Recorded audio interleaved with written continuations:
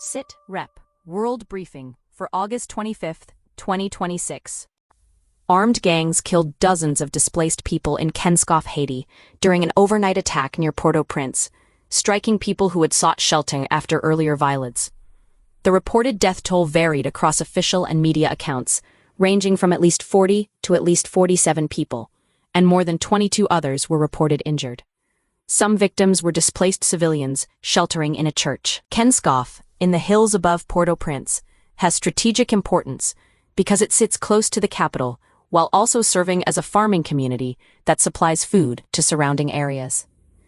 The attack there was cited by officials and local observers as evidence that gang coalitions have expanded beyond dense urban neighborhoods into nearby communities and displacement sites. Haiti's security crisis has uprooted large numbers of residents from the Port-au-Prince area, and reported assaults on shelters and churches have added pressure on local authorities, humanitarian networks, and efforts to prevent the capital from becoming more isolated from nearby districts.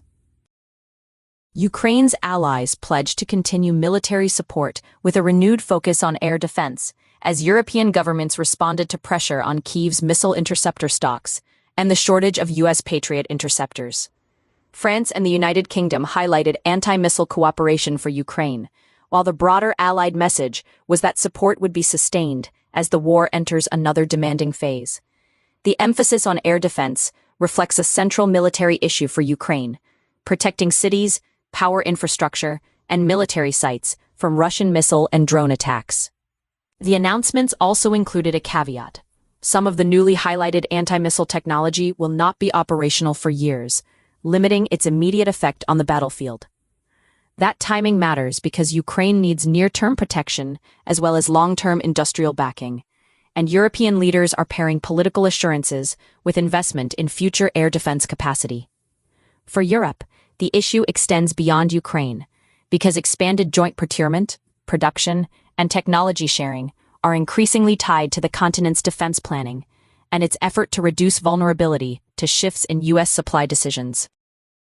The Trump administration unveiled a new round of sanctions on Iran and branded the broader pressure campaign Operation Economic Outcast, with Treasury Secretary Scott Bessent saying Washington wanted to cut off what it described as the financial network sustaining Tehran. The measures were presented in Washington as an effort to sever every economic lifeline tied to Iran, and U.S. officials said entities involved in money laundering or other facilitation for Iran could be pushed out of the U.S. dollar system. The announcement marked a renewed attempt to tighten economic pressure on Iran at a time when its economy was already under strain from earlier restrictions and chronic inflation. Iran responded with warnings from Tehran, saying it was prepared to counter the widened U.S. sanctions and threatening retaliatory steps of its own. Iranian officials cast the U.S. move as another escalation in a long-running economic confrontation and said they had a plan to absorb the pressure, while the latest penalties hit an already struggling economy, according to Iranian officials. Sanctions remain a central arena of U.S.-Iran confrontation, with Washington seeking financial isolation and Tehran saying that coercive measures will not force a policy reversal. A latest sanctions push also carries wider geopolitical significance, because the U.S. dollar system gives Washington reach over cross-border trade, banking, and shipping. By threatening removal from that system, the Trump administration is signaling not only to Iranian institutions, but also to third-country firms, intermediaries, and financial service providers that dealings with Iran could carry costs. For Iran's leadership, the pressure comes at a moment when sanctions relief remains elusive, and the government is framing economic resistance as a matter of national sovereignty rather than a temporary negotiating tactic. The Trump administration said it plans to revoke non-immigrant visas held by foreigners who have applied for or are seeking asylum in the United States, a step that could affect about 200,000 people. Officials described the proposal as part of a broader immigration effort. The plan targets people who entered legally on temporary visas but later sought protection. The move would have immediate implications for asylum seekers who used legal travel documents to enter the United States and then pursued protection claims after arrival. Revoking those visas would not in itself resolve individual asylum cases, but it would change the status of affected migrants as the administration tightens immigration policy through executive action. administration officials have argued that stricter controls are needed to deter abuse of the system. Asylum is meant to protect people who fear persecution, while visas govern the terms of temporary entry for tourism, study, business, or other limited purposes.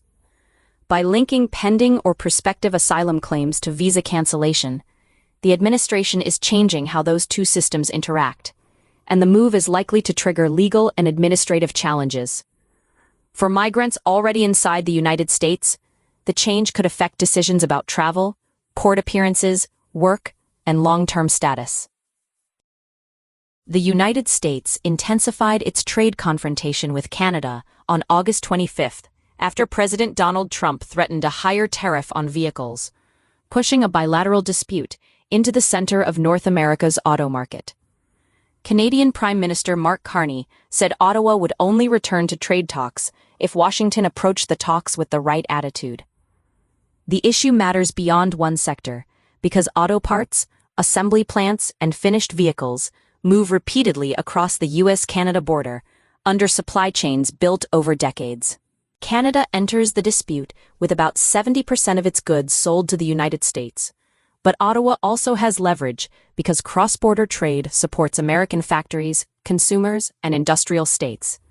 Any Canadian retaliation aimed at US exports, energy links, or critical inputs could raise costs for American manufacturers and increase pressure on the White House.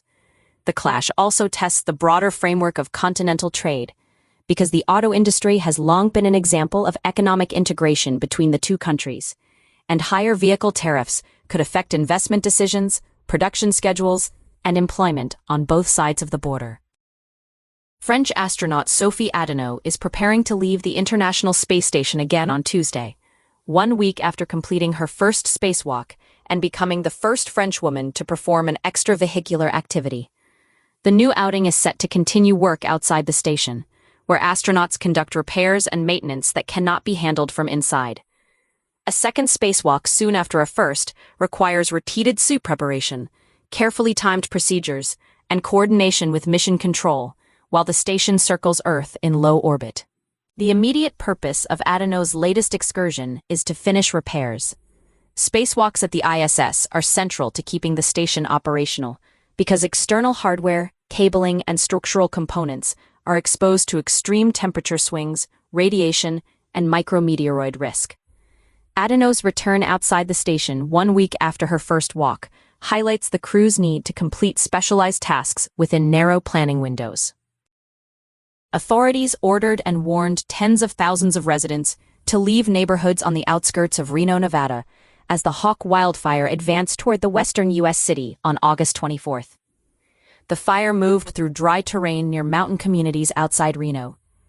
Officials had not reported any deaths by late Sunday, but at least 6 people were reported injured, including 3 first responders. The evacuation operation showed how quickly a wildfire on the urban edge can threaten a population center in the U.S. West. Reno sits near high desert and mountain terrain, where hot, windy conditions can drive flames toward subdivisions with little warning. Several mountaintop houses were reported destroyed, and emergency services managed both active fire suppression and civilian evacuation routes at the same time. The scale of the warnings indicated that the danger extended beyond a remote burn area and into communities tied to the city's economy, schools, and transport links. The Hawk Fire is the latest example of larger evacuation zones, faster-moving fires, and greater pressure on first responders during peak fire season in parts of Nevada and across the broader American West. Even without confirmed fatalities, reported injuries, destroyed homes, and mass displacement make the event significant for state and local authorities, who must plan for shelter, road management, and possible longer-term property losses. For residents around Reno, officials' warnings quickly turned into evacuation orders as flames approached settled areas. Sources and the full written briefing are available at sitrepbrief.com.